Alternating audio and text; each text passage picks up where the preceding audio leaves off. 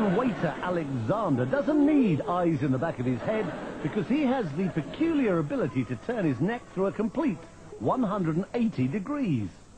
Normally the muscles and the vertebrae in the neck prevent that happening, but because of a peculiarity in his spine, Alexander has confounded orthopedic specialists for years.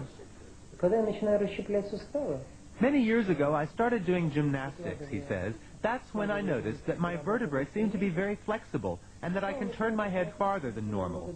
I worked at it little by little, going a little farther each time, and one day I was able to turn my head all the way around.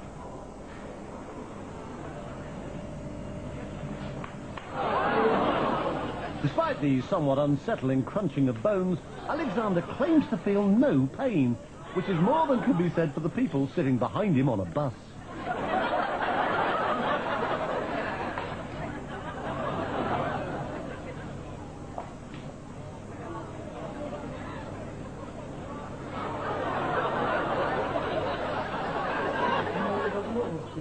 When I do it, it takes energy out of my whole body, he says. It requires 100% concentration.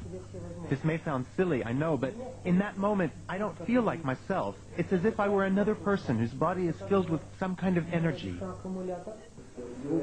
I've been a radiologist for more than 30 years, he says, but I've never seen anything like it. Alexander is extremely flexible, no doubt about it. However, I suspect that it's a congenital ability. It's not something anyone could learn or train for. On the contrary, if someone else were to try it, they would surely break their neck. For me, it's absolutely normal and doesn't hurt at all. The fact that he can turn other people's heads as well, although obviously not as far, has encouraged Alexander to take his peculiar skill on a concert tour.